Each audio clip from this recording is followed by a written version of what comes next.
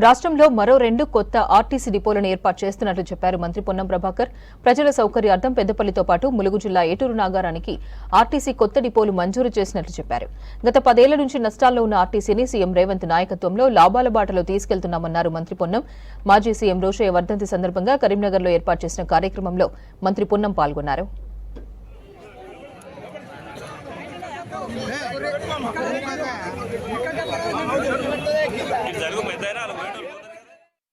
ఇది రేవంత్ రెడ్డి గారి నాయకత్వంలో రవాణా శాఖ మంత్రిగా నాకు సంతృప్తినిస్తా ఉంది.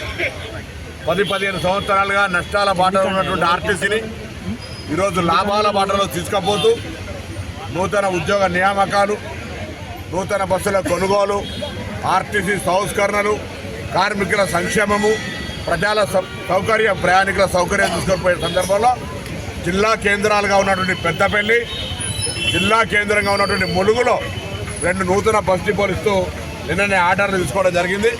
ఈ ఆర్డర్లు గౌరవ సీతక్క గారికి, అదేవిధంగా ఈ పెద్దపల్లి జిల్లాకు సంబంధించిన ప్రాతినిధ్యం వహిస్తున్న శ్రీధర్ బాబు గారికి, అక్కడ స్థానిక శాసనసభ్యులు విజయరామారావు గారికి ఇవ్వడం జరుగుతుంది. ఇవి ఈ తెలంగాణ రాష్ట్రంలో ఆర్టీసీ ముందు అడుగు వేస్తుంది అనడానికి నిదర్శనం. 2 నూతన డిపోల ద్వారా ఆ ప్రాంత ప్రయాణికులకు, ఏటూరు నాగారం ములుగు జిల్లానేమో అది 3-4 జిల్లాల సరిహద్దు, సమ్మక్క